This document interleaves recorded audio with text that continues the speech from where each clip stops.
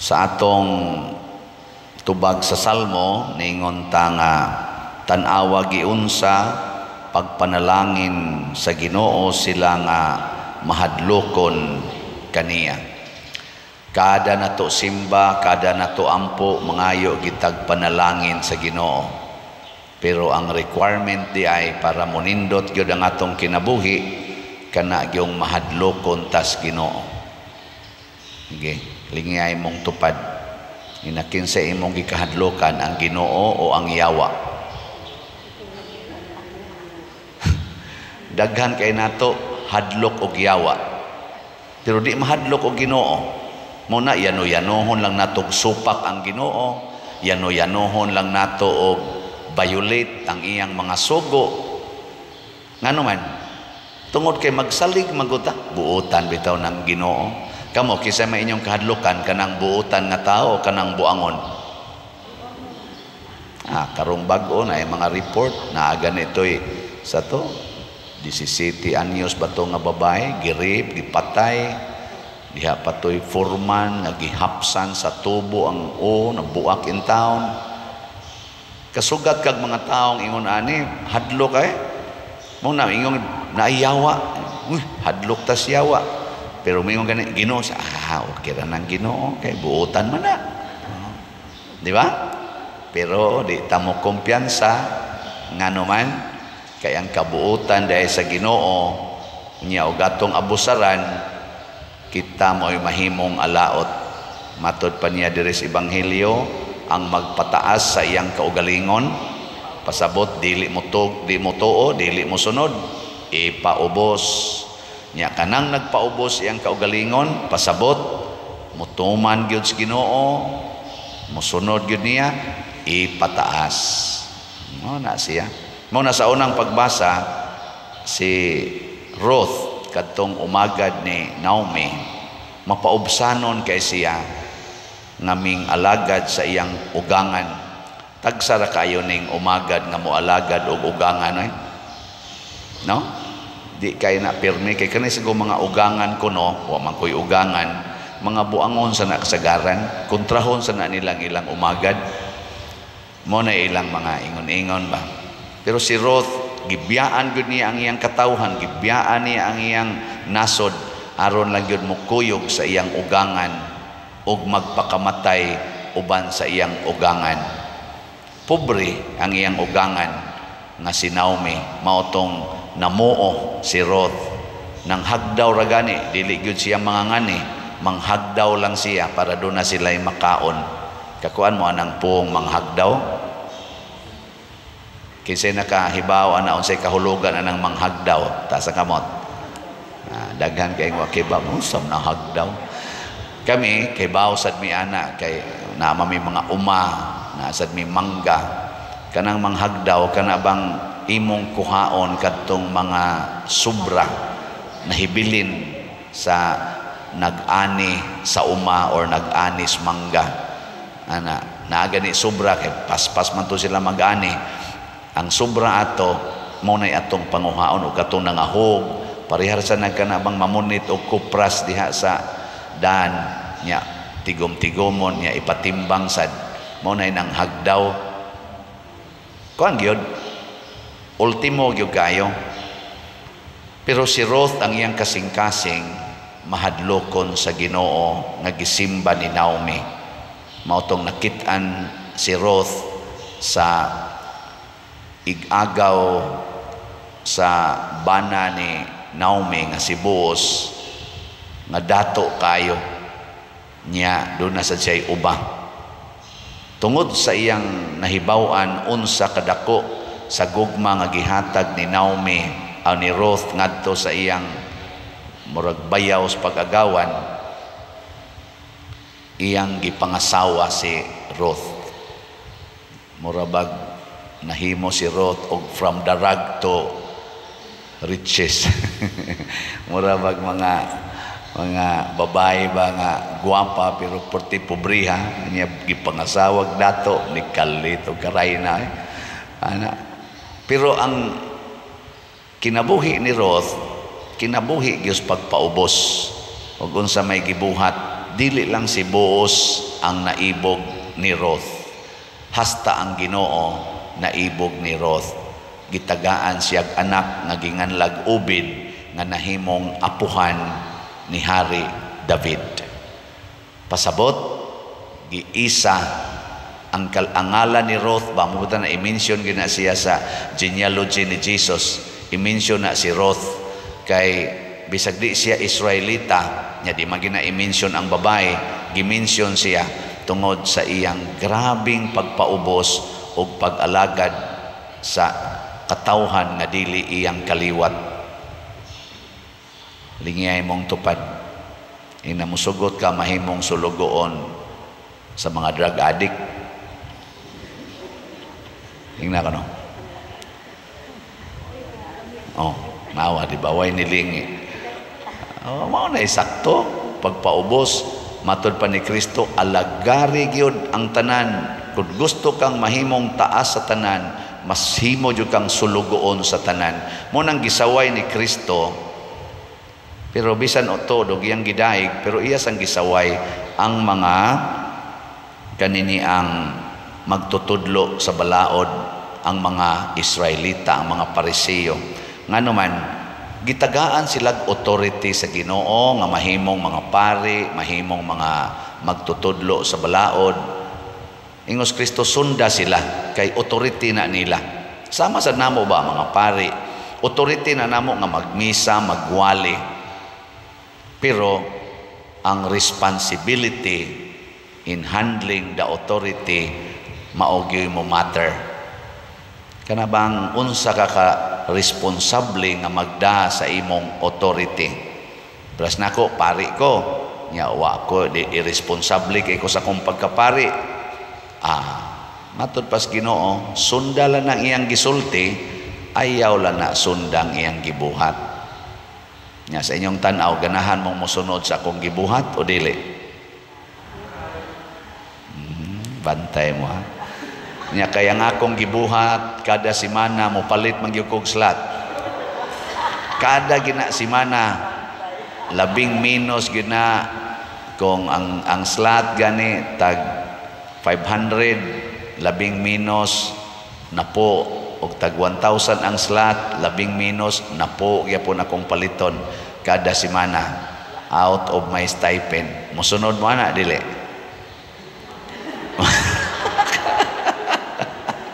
So, kung nag-ingon audition na madaw, mahurot itong kwarta. Dili na lang, ay na lang ang kantidad siguro, kay basig dako-dako sa ning akong dupa-dupa. Ang ako lang, palit ba mong slot? Tag 100 raman ning atong slot. Kaning holy pads, holiness, peace, and divine salvation. Para man ni sa atong national retreat for clergy or for priests. Mga 3,000 guni kapari ang atong suportahan ani.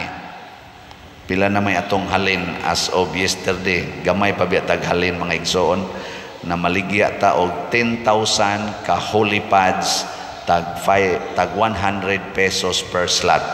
As of yesterday, niabot ng atong halin og 3,154 ka slots. Atong pakpakan ang namalit niini. May nakayo ni nindot kayo ni.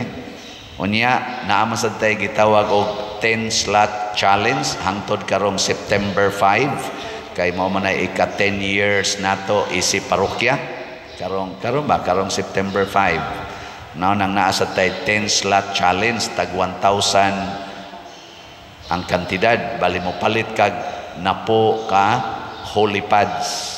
So as of yesterday, ang ato sang naihap nga naka-appeal na sa atong 10 slot challenge, niabot na sa 102 kabuok. Pakpakan sa nato ang ni-appeal sa challenge. Namang gani niingon sa sekretary nato ba? Siya pila ganito ng slot, ingon kanang tag 100. Siya unsa to ng challenge ni Father? Ingon 10 slot challenge. Pila man na, ingon 1,000. Siya palit kog balig 20 ba? So up, pila man na 20,000 pwede sa 2,000. galibog ng atong sekretary si Remy, siya pila ka ni Father 20 o 20,000 o 2,000.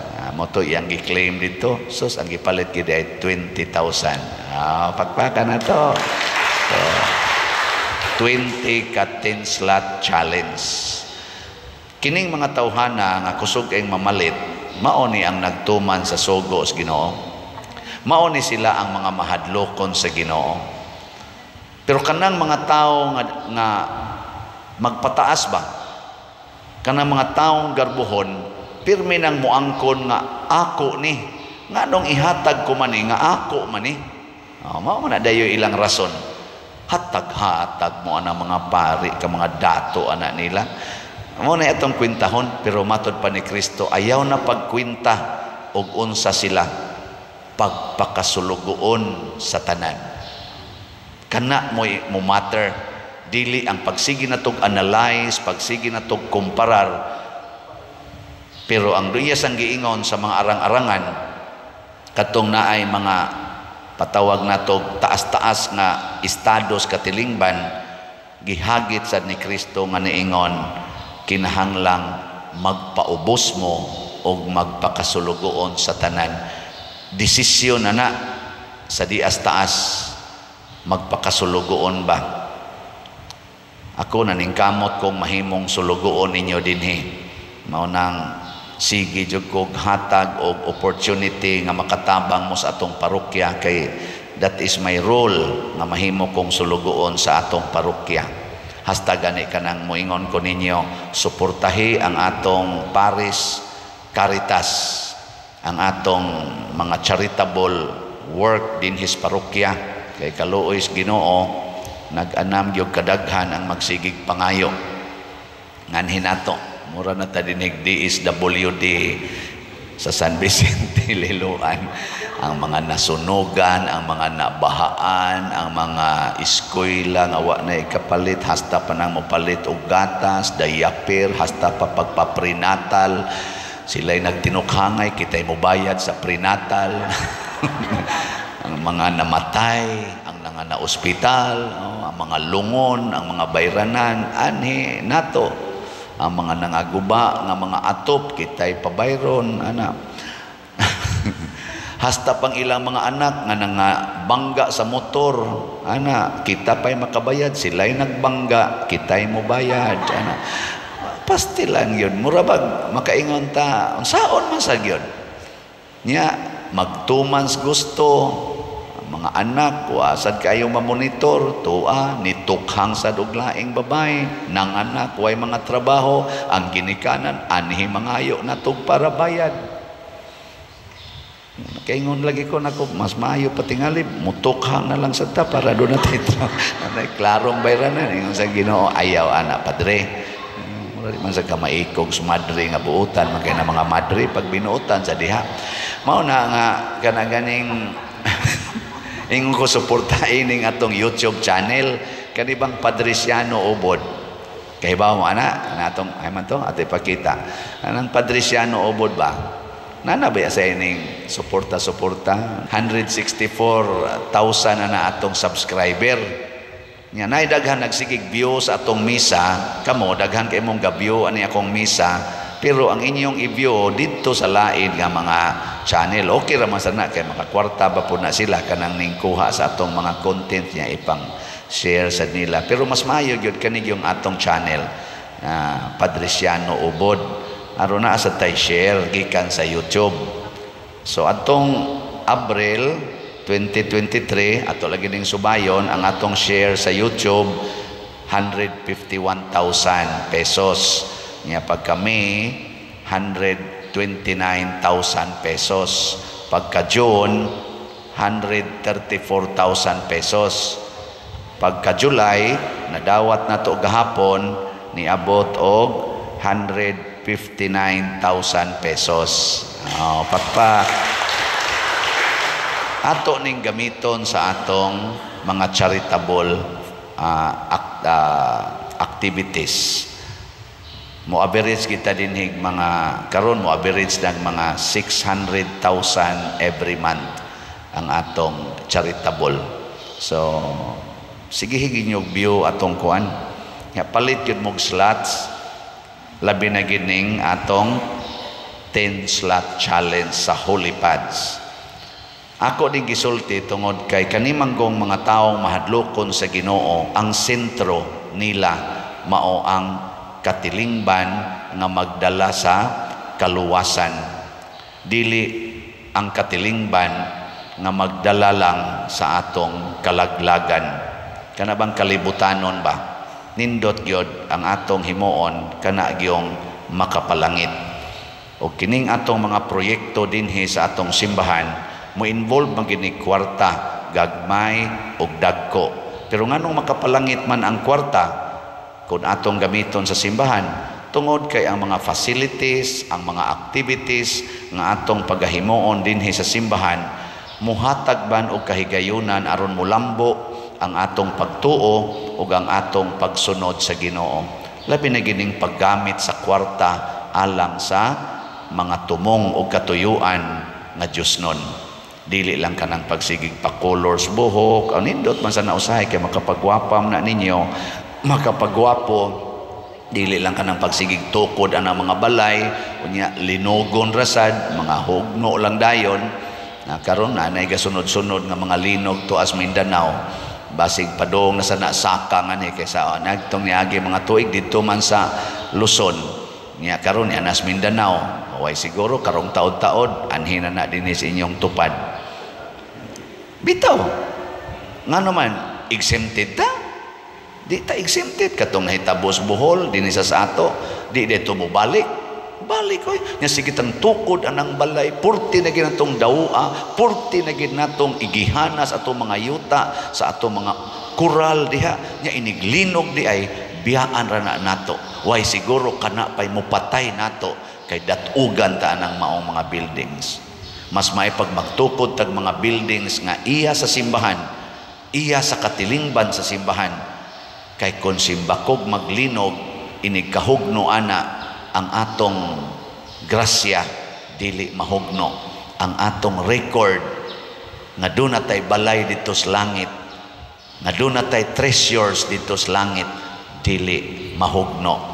Matod pang Kristo, pagtigo mong bahandi dito sa langit kay way anay, way kawatan, awa say linog, way baha nga makadaot niini.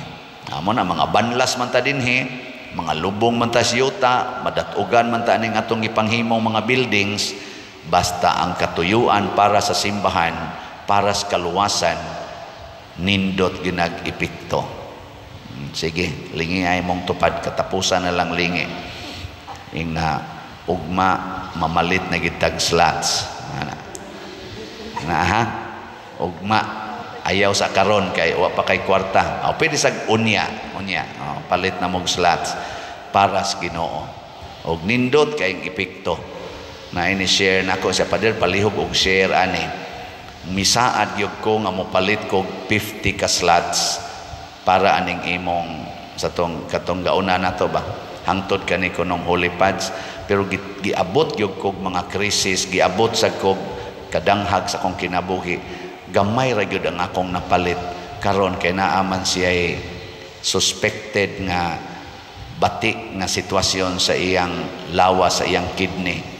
Magpabayopsi siya, dako man kayo og gasto to am siya gawas nasod, ni apply siya charity, mura mag-og gilangay-langay maayo, nalangay sad ang pagbayopsi niya. Sus karon kay nagampo na siya sa Ginoo, Lord, ika na lang gyud magbuot ani, pero pasayloa lang gyud ko sa akong wa ko kapalit og slots nga daghan, ako ra ba gitong gisaad nimo ana siya. Sus niabot ang iyang kaning niabang result sa iyang gi-applyan nga charity sa ilang gobyerno didto, more than sa iyang gi-expect. Na karon gi-schedule na siya for biopsy.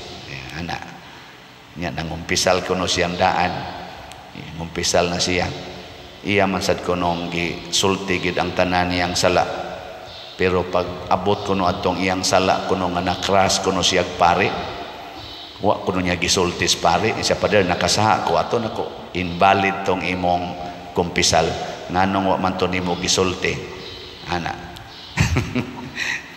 Insya wala man sa tumadayon ako kana wa ra toy sa kay wa man ka madayon.